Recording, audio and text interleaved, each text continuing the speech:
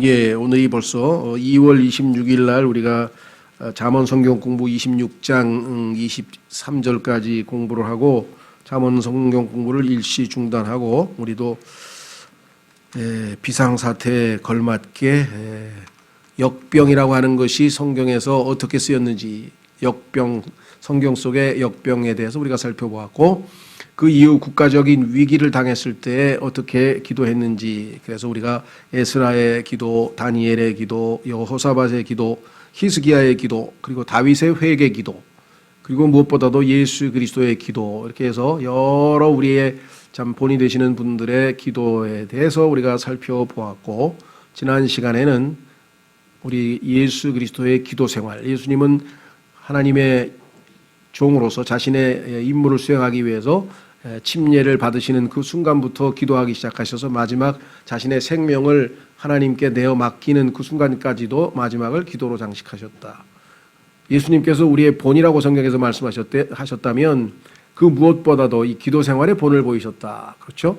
기도로 시작해서 기도로 마무리되는 아름다운 인생이었다. 그래서 성경의 10구절을 찾아봤죠. 그래서 누가복음에 10번에 걸쳐서 주님께서 기도하신 내용이 나왔다는 것을 우리가 말씀을 드렸습니다. 앞으로도 하여간 주님께서 우리에게 정상적으로 어느 정도 모든 지체들이 다 참여할 수 있는 그런 여건을 허락하실 때까지 계속해서 우리가 기도 또는 하여간 특별 잠언 성경 공부는 조금 정상화될 때까지 유보하고 이어서 지금 공부를 좀 하려고 합니다. 오늘은 기도를 방해하는 것들이라는 제목으로 말씀을 전하려고 합니다. 우리가 기도할 때 이 기도가 하나님 앞에 상달이 돼야 되는데, 그렇죠? 하나님을 만나러 왔는데 만나주지 않으시면 어떻게 되겠습니까? 그렇죠? 여러분들 하나님 앞에 나아가서 아련을 요청했는데 안 만나시겠다고 그러고 그 이유를 알아야 되겠죠. 성경에 보니까 4가지 조건이 충족되지 아니하면은 하나님께서는 기도를 안 들어주신다. 적어도 이 4가지에 대해서 오늘 한번 좀 살펴보도록 하겠습니다. 우선 첫 번째, 시편 66편 16절, 시편 66편 16절로 가보겠습니다.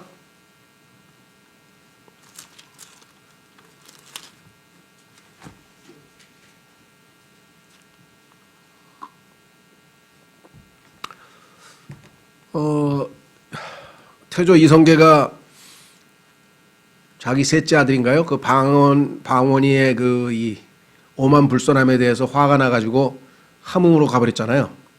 그래가지고 그 아버지를 어떻게든지 다시 모셔오려고 사람들을 보냈는데 막 화살을 쏘고 막 죽이고 뭐 그랬나요? 약간 그래서 결국은 몇 번씩 갔다가 결국은 아버지를 모시고 오지 못했죠. 그래서 거기에서 유래된 그 유명한 고사가 함흥차사잖아요. 함흥차사. 그냥 가면은 다 아버지가 죽여버리고. 왜 그랬을까요?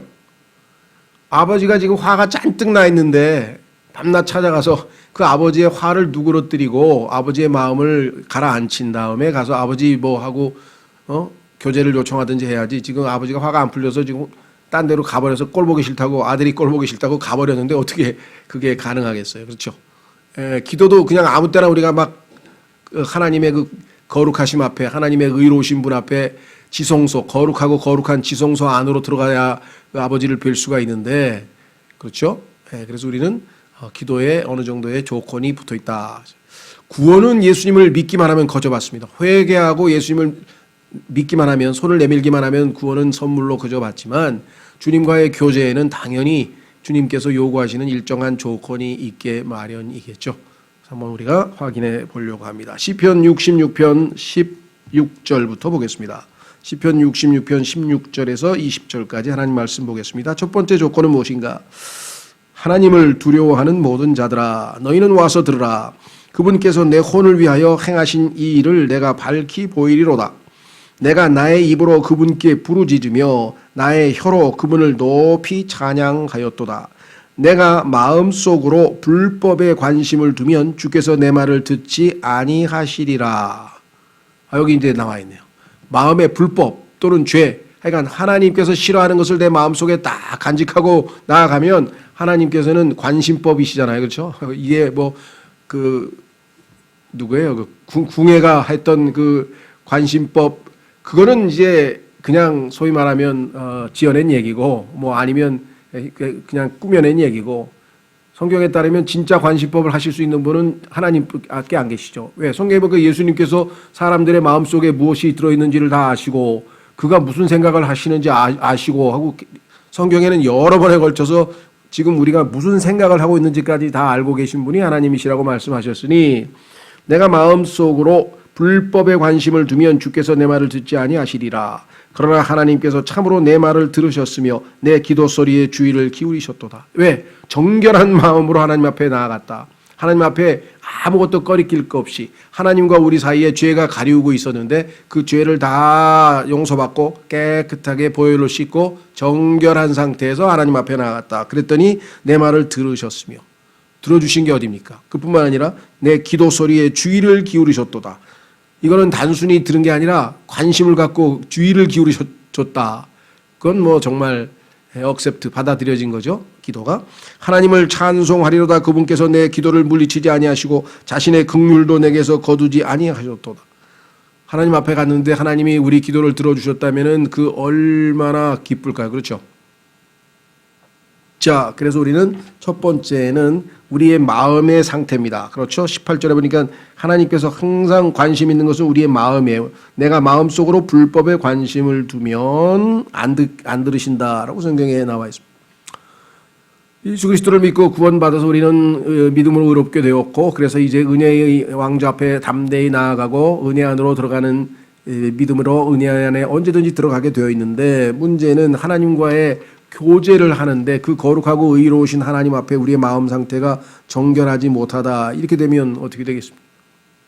자, 그래서 우리는 정확하게 기록되어 있는 것처럼 우리의 마음 상태를 하나님 앞에 잘 살피고 만약에 조금이라도 하나님의 말씀에 어긋나는 것, 하나님의 뜻에 어긋나는 것, 아니면 하나님이 싫어하시는 것, 그 무엇을 내 마음에 품고 있다면 빨리 그것을 자백하고 그것을 제거하고 하나님께서 원하시는 정결한 마음으로 하나님 앞에 나아가야 되겠죠. 그렇죠? 예. 신약에서도 비슷한 말씀이 하나 있습니다. 한번 확인해 보겠습니다. 요한 1서 3장. 요한 1서 3장에 가면은요, 기도 응답을 받는 조건이 두 가지가 있다. 그죠? 요한 1서 3장. 우리는 성경에서 어떤 한 구절만 딱 집어서 구하라. 그래 하면 주실 것이요. 그럼 뭐, 여태까지 수없이 많이 구했는데 왜 안 주신 것도 많을까요? 그건 한 구절만 받아서 모든 것에 다 한꺼번에 일반화시켜서 적용하면 안 되죠. 하나님께서 기도에 관해서 하신 말씀이 한 29절 되면은 그 조건들을 다 살펴보고 우리가 거기에 맞춰서 기도를 해야지 한 구절 구하라 그러면 주신대요. 구하라 주신대요. 그거 한 구절만 가지고 하나님 앞에 나가서 뭐든지 그냥 억지로 마치 그 어린아이가 이 엄마한테 떼쓰듯이 그렇게 한다고 해서 모든 게 다 응답이 되느냐? 그건 전혀 아닙니다. 그런데 우리나라의 그 기도원이나 또 기도 많이 하는 분들은 보면 거의 그냥 때 수준이에요. 그냥 가가지고 그냥 막 뭐 거의 막 그 윽박 지르고 그냥 막 주시옵소서 주시옵소서 하고 막. 근데 하나님의 뜻에 어긋나는 거를 밤낮 구하면 뭐예요? 하나님 뜻대로 구하면 들어주신다 그랬는데 하나님이 싫어하시는 거 자꾸 해달라 그러면 그런 기도를 하면 무슨 소용이 있냐 이 말. 자, 요한일서 3장 20절, 요한일서 3장 21절 22절이죠. 21절 사랑하는 자들아 만일 우리 마음이 우리를 정죄하지 아니한다면 우리가 하나님을 향해 확신을 갖고 정죄하지 않는다는 얘기는 내 안에 죄가 없으니까 제가 다 깨끗이 정결하게 되어 있단 말이죠. 그래서 하나님 앞에 정죄받을 게 없을 그런 마음 상태가 되면 확신이 생긴다. 이거 하나님이 날 만나 주시겠구나. 무엇이든지 우리가 구하는 것을 그분에게서 받나니. 자, 무엇이든지 구하면 받는다. 왜? 이는 우리가 그분의 명령들을 지키고 그분의 눈앞에서 기쁨이 되는 그 일들을 행하기 때문이라. 그분의 명령들을 지키고 그분의 눈앞에서 기쁨이 되는 그런 일들을 행한다면 하나님께서 기꺼이 응답해 주신다. 무엇이든지 주의 뜻대로 구하면 들으신다고 분명히 말씀하셨는데 그 조건에 해당하지 않은 하나님의 뜻을 어긋나는 것들을 자꾸 리스트를 만들어가지고 이거 해주세요, 저거 해주세요, 이거 해주세요, 저거 해주세요 이렇게 하고 그것을 응답 안 하셨다고 기도 응답 안 됐다고 그렇게 어리석게 생각하는 기도 자체를 잘못한 거죠. 기도라고 하는 것은 내가 원하는 것을 하나님으로부터 악착같이 쫄라내서 받아내는 게 아니에요. 하나님을 만나는 거예요. 기도라는 것은. 하나님을 만나가지고 하나님 앞에 나의 상태를 다 고했더니 하나님의 뜻과 어긋나는 잘못된 생각을 내가 하고 있구나. 그러면 내 뜻을 바로 잡아서 하나님의 뜻을 깨닫고 그 하나님의 뜻이 이루어지도록 해 주십시오 하고 간구하는 게 기도지, 내가 원하는 것을 내 욕구를 충족시키는 게 기도냐. 이렇게 지금 해서 우리나라는 기도는 많이 해요. 기도는. 그런데 거의 잘못된 기도를 너무 많이 해. 안 해도 되는 기도를 너무 많이 해. 하나님께서 하지만 원치 않는 거를 자꾸만 하면은 하나님은요, 뭐 우리가 쫄라댄다고 그렇게 막 움직이시는 분이 아니에요. 하나님은 원칙이 있고 하나님의 뜻이 있는데 그것에 벗어난 거룩지 못한 것을 이루어달라고 하면 되겠어요? 그렇죠? 자, 시문대로 거둔다 그랬는데 밤새 텔레비 보고 공부를 하나도 안 해서 시험장에 가서 갑자기 시험 펼치더니 오늘 100점 맞게 해 주시옵소서 하고, 그럼 그거 기도 들어주는 하나님이 이상한 하나님이지 그 기도를 왜 들어줍니까? 하나님께서. 그렇죠. 최선을 다하고 열심히 공부한 다음에 주님, 제가 어제 주님 덕분에 열심히 공부를 했는데 실수하지 아니하고 정신 집중 잘해서 공부한 만큼 좋은 성적 나올 수 있도록 마음을 편안하게 지켜주십시오. 아, 이렇게 기도를 해야지. 무슨 말이 이해가 되셨어요? 그러니까 그냥 저 입시 때마다 804 대구 803인가 가가지고 그냥 뭐 불 켜놓고 촛불 켜고 그냥 그 불자들이 그 절하고 기도하는 거나 이 새벽에 와가지고 자식들 뭐 대학 붙여달라고 하는 거하고 뭐가 다르냐. 그러니까 뭐 기독교랑 불교랑 뭐 그거 다 잘 먹고 잘 살라고 하는 거 아니야? 잘 먹고 잘 살라고. 그 잘 먹고 잘 살라고 하는 기도를 하도 많이 듣다 보니까 사람들은 기독교인지 불교인지 다 똑같네. 아니면 그냥 신당소에 아침에 새벽에 물 떠놓고 기도하는 거라고 해. 다 잘 먹고 잘 살라는 거 아니야. 그러니까 우리 기도가 얼마나 잘못됐는가 한번 생각해 보세요. 그 하나님을 만나 뵈서 아버지의 뜻을 깨닫고 아, 내 생각이 잘못됐구나. 내 생각을 접고 아버지의 뜻이 이루어지기를 원하나이다. 이게 기도인데, 내 생각을 바꾸는 게 기도인데. 그렇죠? 하나님의 뜻을 이루어 주시기 위해서 하는 것이 기도다. 자, 그래서 우리는 이제 야고보서 5장 16절로 한 구절 더 가겠습니다. 야고보서 5장 16절.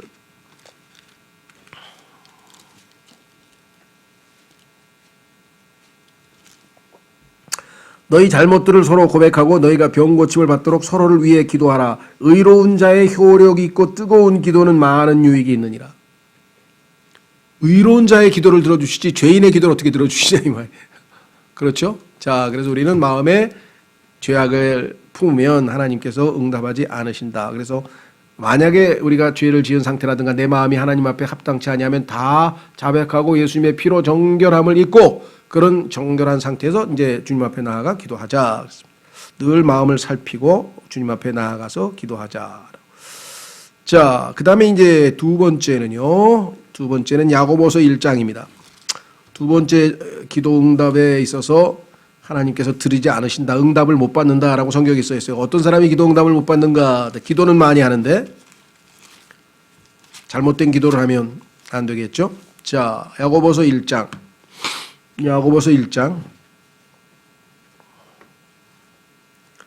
5절서부터 보겠습니다. 야고보서 1장 5절. 너희 중에 어떤 사람이 지혜가 부족하거든 모든 사람에게 너그러이 주시고 꾸짖지 아니하시는 하나님께 구하라. 그리하면 그것을 그에게 주시리라. 자, 구하라 그랬으니까 구했는데 왜 안 주실까요? 6절. 그러나 그는 믿음으로 구하고 조금 더 흔들리지 말지니라. 흔들리는 자는 마치 바람에 밀려 요동하는 물결 같으니 그 사람은 자기가 무엇을 주께 받을 줄로 생각하지 말라. 마음이 딱 차분하게 되는 게 아니라 왔다 갔다 마음이 복잡하고요, 흔들리고 이런 상태에서는 하나님 앞에 가서 아버지 앞에 올바로 기도할 수가 없다. 8절.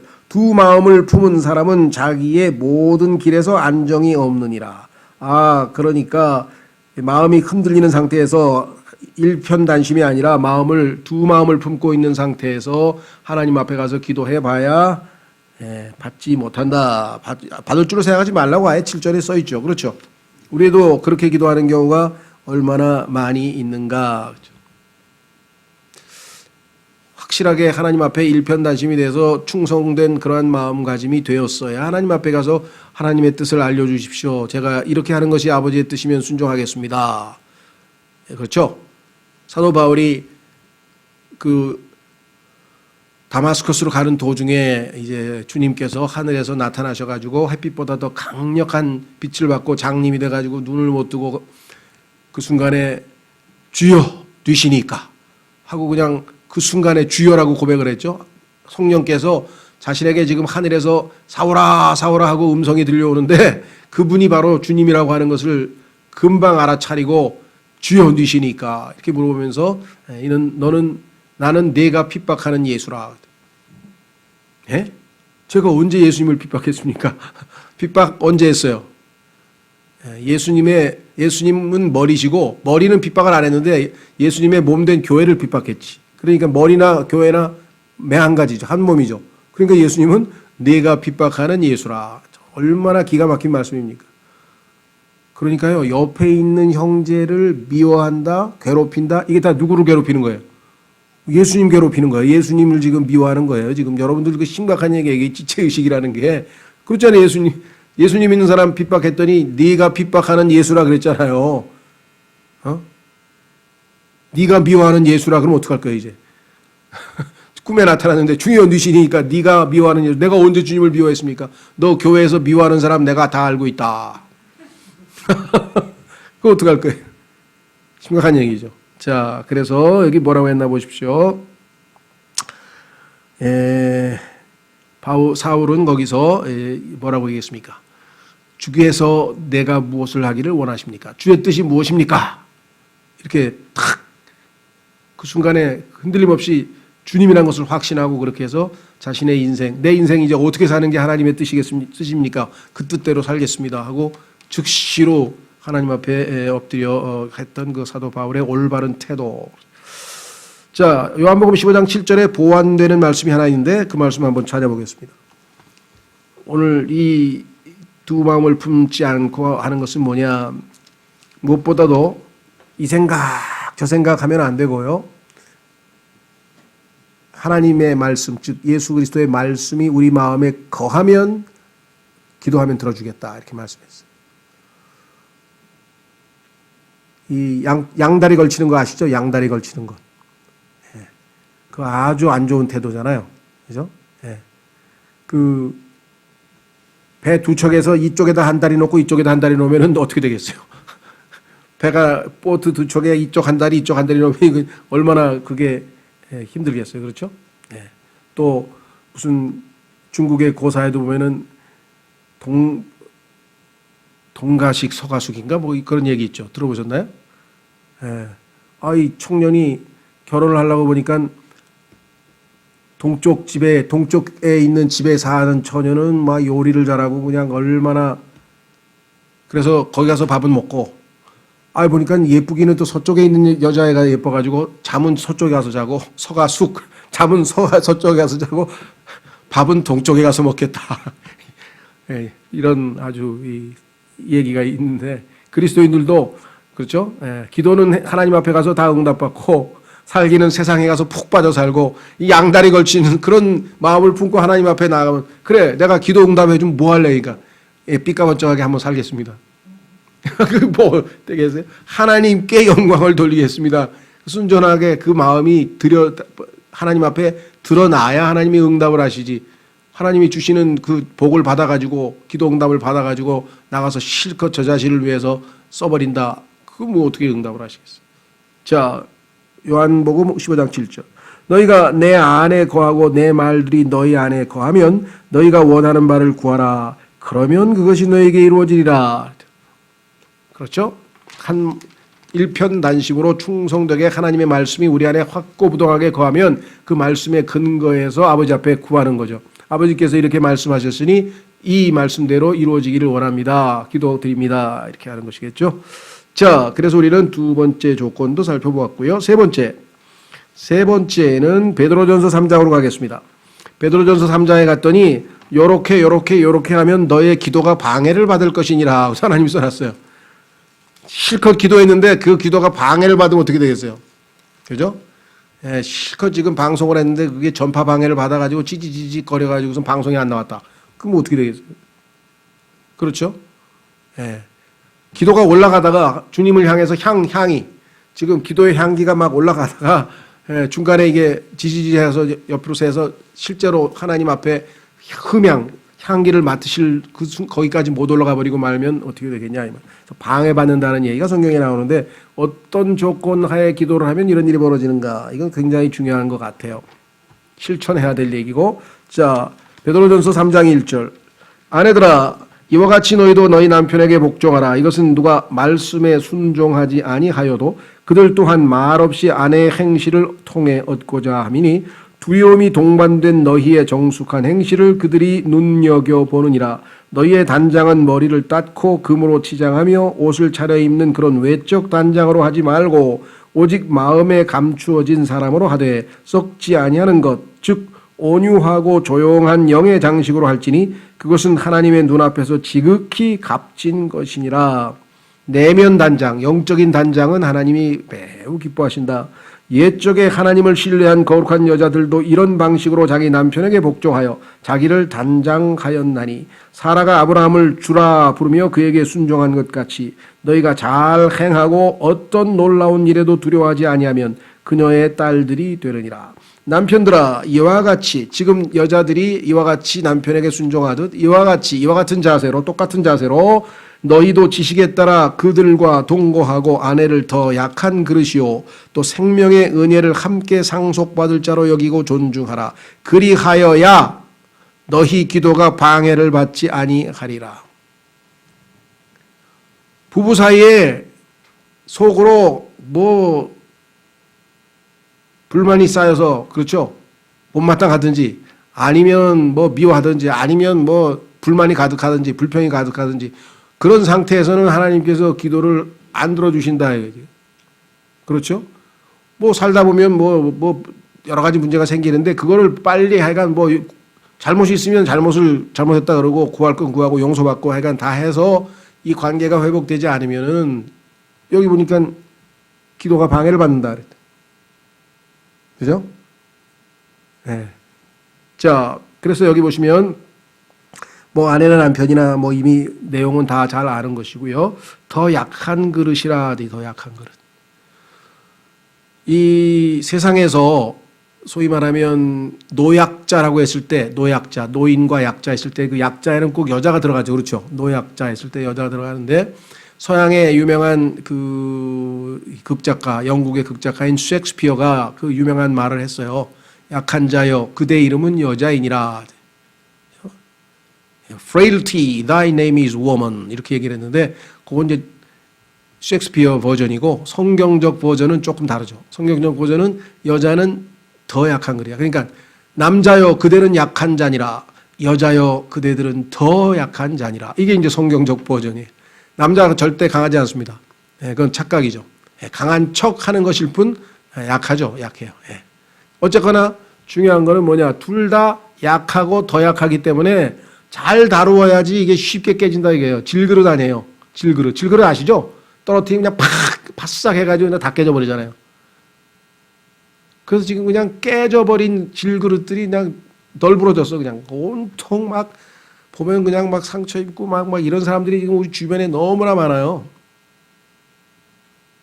그렇죠?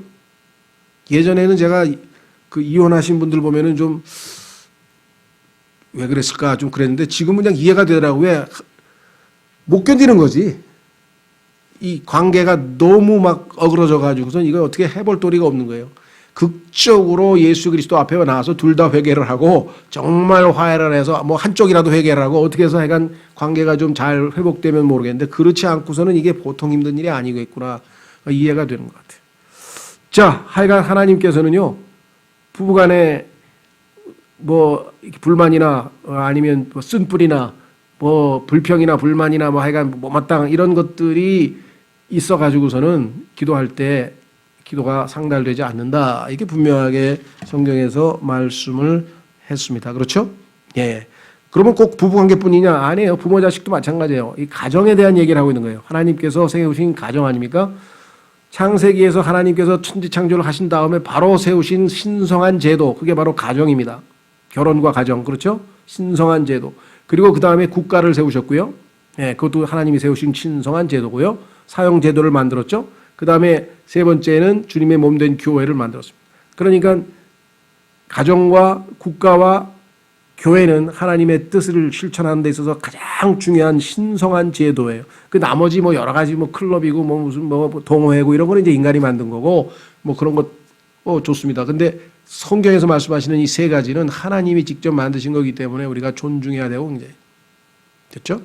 자, 그래서 우리는 이 세 번째에서 가족 관계에 있어서 특히 부부 관계에 있어서의 서로 화평하게 서로 사랑하는 관계가 잘 정립되지 않고 해결되지 않은 상태에서 하나님 앞에 나와서 기도하면은 방해를 받아서 올바른 기도가 되지도 않을 뿐만 아니라 응답도 되지 못한다라고 성경에 말씀을 했네요. 자, 네 번째. 마지막으로 네 번째는 뭐냐? 성경에 또 기도 응답이 방해받는 경우가 또 있어요. 그것은 마태복음 18장에 나와 있네요. 마태복음 18장 16절. 마태복음 18장 16절.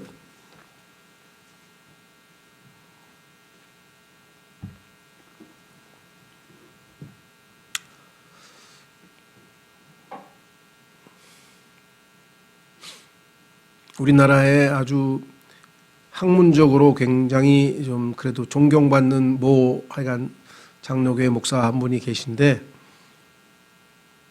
그 목사들 사이에서는 이제 최고의 석학으로 아니면 뭐 훌륭한 업적을 세운 것으로 유명해요. 많이 알려지신 분인데 그 딸이 자기 아버지한테 상당히 그 뭐랄까요?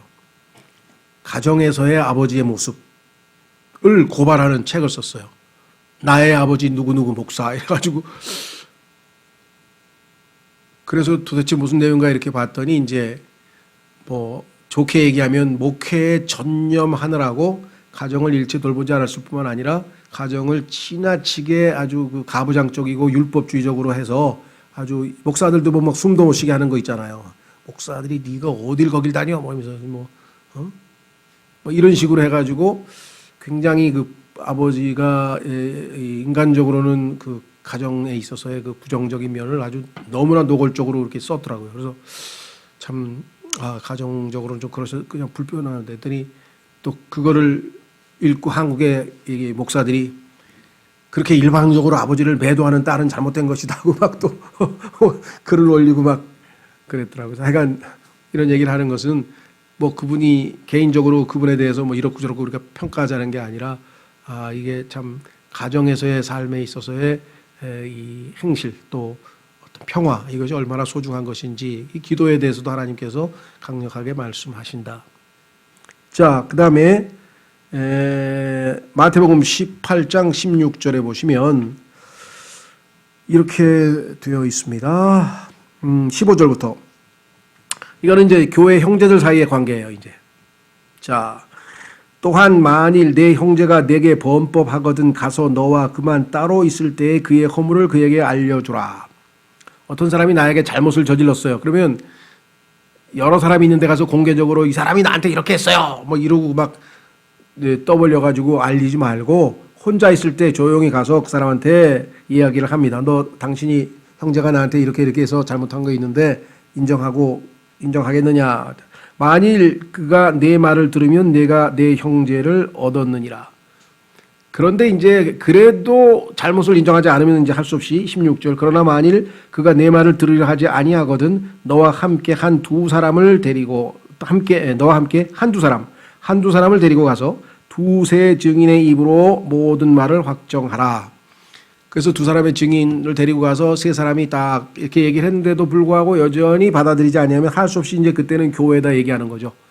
이 형제가 이러이러한 잘못을 저질렀는데 회개하지 않습니다. 어떻게 처리할까요? 그러면 회중들이 이제 그 형제는 우리와 함께 교제할 수 없으니까 내보내는 게 좋겠다. 뭐 이렇게 나오겠죠. 그래서 17절 만일 그가 그들의 말 듣기를 무시하거든 교회에 그것을 말하되 그가 교회의 말 듣기를 무시하거든 너는 그를 이교도나 세리같이 여기라. 이게 더 이상 그들과 교제하지 말라. 성경에서도 보면은요 몇몇 경우에 누구누구 이런 형제들과 교제하지 말고 그들을 떠나라. 그들과 상관하지 말라. 이렇게 여러 번에 걸쳐서 나옵니다. 가능하면 모든 사람과 화평을 이루라 그랬어요. 가능하면 모든 사람과 평화로운 관계를 유지하되 그렇지 못할 경우에는 이와 같이 성경적인 절차를 밟아서 해야 된다. 이 말이죠. 자, 그러니까 정말 이 형제들 간에 내가 어떤 형제와의 관계가 완전히 해소되지 아니하고 여전히 불편한 관계에 있을 때에는 하나님께서 기도를 들어주실 수가 없습니다. 그렇죠? 19절에 써 있잖아요. 18절. 진실로 내가 너희에게 이르노니 무엇이든지 너희가 땅에서 묶으면 그것이 하늘에서 묶일 것이요 무엇이든지 너희가 땅에서 풀면 그것이 하늘에서 풀리리라. 내가 다시 너희에게 이르노니 너희 중에 두 사람이 자기들이 구할 어떤 것에 대하여 땅에서 한 마음이 되면 서로 화해해서 이제 한 마음이 됐어. 한 마음이 되면 하늘에 계신 내 아버지께서 그들을 위해 그것을 행하시리라. 두세 사람이 내 이름으로 함께 모인 곳에 나도 거기에 그들의 한가운데 있느니라 하시니라. 형제 자매들 간에 올바른 관계가 있을 때 하나님께서 기도 응답을 하실 수 있다. 보통 우리는 어떻습니까? 당사자한테는 직접 얘기를 안 하고 딴 데 가서 이 사람이 이런 짓을 했거든. 이렇게 하면 이제 더 악화되는 거죠, 관계가. 그렇죠? 정말 잘못을 얘기할 때도 용기 있게 가서 당사자에게 직접 일단 얘기를 하고 안 들으면 이제 증인을 들이대고 하는 거죠. 과거에 하여간 우리나라 그 군인 중에 손장래 장군이라고 있었는데 아마 소장인가로 이렇게 제대로 한 것 같은데 그분이 쓴 그 리더십에 관한 책에 보니까 그게 써 있더라고요. 반드시 그 병사나 아니면 밑에 사람을 질책할 때에는 1대1로 해야 된다. 다른 사람이 있는 데서 그 사람의 잘못을 공개적으로 하는 것은 아니다. 그렇게 써 있더라고요. 지금 와서 보니까 그 사람이 이게 성경적으로 참 상당히 뭔가 기본기가 있는 분이셨구나라는 것을 우리가 알 수가 있죠. 그렇죠? 부모가 자녀들 교육할 때도 그냥 동생들 잔뜩 있는데 형 막 야단치면 형이 체면이 뭐가 됩니까? 그러죠. 이런 것도 굉장히 우리가 조심해야 돼요. 자, 중요한 거는 약간 기도와 관련지어서 우리가 한 지체들과 화평한 관계가 되지 않았을 때에는 이렇게 조심해야 된다. 자, 마태복음 5장에도 비슷한 말씀이 있죠. 마태복음 5장. 여기는 이제 기도도 기도지만 예배지만요. 어쨌거나 하나님 앞에 나오는 거죠. 23절.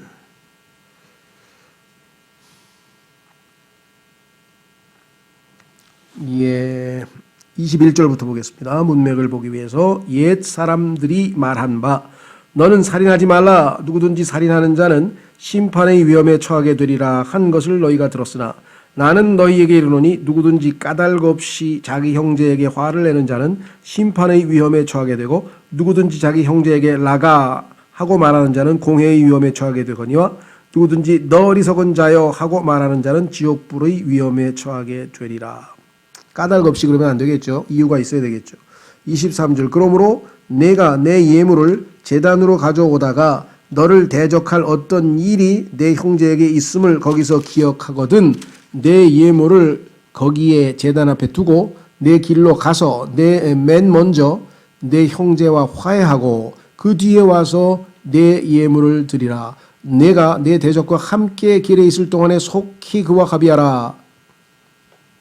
자, 그래서 우리도 주 앞에 나아갈 때는 나에 대해서 어떤 형제가 반감을 가지고 있는 거나 내가 다른 형제에게 뭔가 잘못을 저질러서 지금 관계가 어그러진 상태에서는 그런 상태에서는 하나님 앞에 나아가도 하나님께서 받으시지 않는다.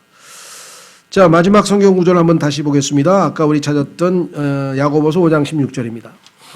야고보서 5장 16절에 가면 의로운 자의 기도를 하나님이 들으신다 그랬는데 그 의로움의 기준이 거기 써 있어요. 의로움의 기준이 어떤 것인가? 자, 보세요. 뭐라고 되어 있나?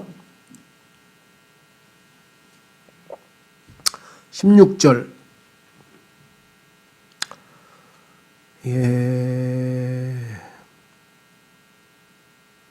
기도와 관련된 말씀이니까 13절서부터 보겠습니다. 우리가 정말 요즘에 코로나 사태로 인해서 우리가 매일매일 실천해야 될 말씀이네요. 너희 가운데 고난을 당하는 자가 있느냐 그는 기도할 것이요 즐거워하는 자가 있느냐 그는 시를 노래할지어다. 너희 가운데 병든 자가 있느냐? 그는 교회의 장로들을 부를 것이요 그들은 주의 이름으로 그에게 기름을 바르며 그를 위해 기도할지니라. 믿음의 기도는 병든 자를 구원하리니 주께서 그를 일으키시리라. 그가 죄들을 범하였을지라도 그것들을 용서받으리라. 16절 이게 답이네요. 너희 잘못들을 서로 고백하고, 우리가 서로 실수할 수 있죠. 너희 잘못들을 서로 고백하고 너희가 병 고침을 받도록 서로를 위해 기도하라. 서로 고백하고 서로를 위해서 기도하라. 그러면서 뭐라 그랬어요? 의로운 자의 효력이 있는 뜨거운 기도는 많은 유익이 있느니라. 그러니까 의롭다는 기준은 뭐냐면 서로 잘못을 고백하고 서로를 위해서 기도하는 그런 형제 간의 올바른 관계에 놓여 있을 때 하나님께서 그를 의롭다고 받아들이시겠다. 자, 오늘 네 가지 기도 조건, 기도를 하기 전에 우리가 갖추어야 될 네 가지 조건을 봤는데, 첫 번째 조건, 두 번째 조건은 하나님과의 수직 관계예요. 그렇죠? 하나님과 나와의 관계에 있어서 내가 두 마음을 품어서는 안 되고 하나님 앞에 불법을 마음에 품고 나아가서는 안 된다 그랬죠. 그러니까 하나님과의 수직 관계에 있어서 우리는 올바른 상태에 있는지 한번 점검하고 기도를 해야 되고, 두 번째는 수평 관계입니다. 가정에서, 그렇죠, 부부 관계, 그 다음에 부모 자식 관계, 수평적 관계에서 내가 과연 올바른 상태에 있는가. 그래서 두 번째도 다른 형제들과의 관계죠. 성경 전체를 흐르는 기본 틀이에요. 자, 처음에 예수님께서 십계명을 포함한 구약의 613가지의 모든 그 율법을 예수님께서 두 가지로 압축해서 요약을 했죠. 그것은 바로 주 내 하나님을 내 마음과 혼과 생각과 힘을 다하여 사랑하라. 하나님과의 관계가 올바라야 된다. 두 번째 계명, 큰 계명은 뭐냐? 내 이웃을 내 자신과 같이 사랑하라. 지금도 마찬가지잖아요. 수직관계, 수평관계가 바로 돼야 하나님 앞에 기도할 수 있죠. 그렇죠? 성경에 보니까 로마서 1장에서 하나님께서 하늘로부터 하나님의 진노가 하늘로부터 계시됐다. 하늘에서 하나님의 진노가 이 땅에 가득 내려왔다. 이유는 뭐예요? 하나님을 하나님으로 대접하지 않아서 불경건, 이웃을 올바르게 대하지 않아서 불의, 불경건과 불의에 대해서 하나님이 진노하신다 그랬잖아요. 하나님의 진노와 예수님께서 이것을 바로잡아서 사랑하라고 하셨고 실제적으로 그 사랑을 실천하는 모습이 오늘 여기에 나와 있다. 그렇죠? 이 땅에서 모든 죄의 근원은 하나님과의 잘못된 관계, 이웃과의 잘못된 관계, 이것이 하나님이 진노하시는 이유요. 그것 때문에 심판을 받는 거죠. 그래서 우리와 하나님 사이에 재판관과 죄인의 관계에서 예수 그리스도의 십자가의 중보로 인해서 우리는 아버지와 아들과의 관계로 바뀌고, 이제 내 주변에 있는 사람들이 경쟁자여 나하고 이렇게 그런 갈등을 불러일으키는 그런 이웃이었는데 예수 그리스도로 말미암아 성경에 써 있죠. 뭐라 그랬습니까? 아버지를 사랑하는 자는 그 아버지가 낳은 다른 자녀들도 사랑한다 그랬잖아요. 그러니까 지체들을 우리가 사랑하는 것이겠죠. 그렇죠? 자, 그래서 오늘 이 네 가지 조건이 갖춰졌을 때 하나님께서 기꺼이 우리의 기도를 들어주신다. 이 시간 주님, 제가 저의 코로나 사태로 인해서 이제 주님 앞에 더욱 기도할 시간들을 확보하고 더 열심히 기도하는 바 주님 도와주셔서 어떻게든 이 네 가지 조건을 잘 갖추어서 하나님 앞에 원만하게 나아가 기꺼이 제대로 기도할 수 있는 우리 모두가 되게 해 주십시오. 이 시간 먼저 그 기도를 하고 그다음에 코로나 기도를 하겠습니다.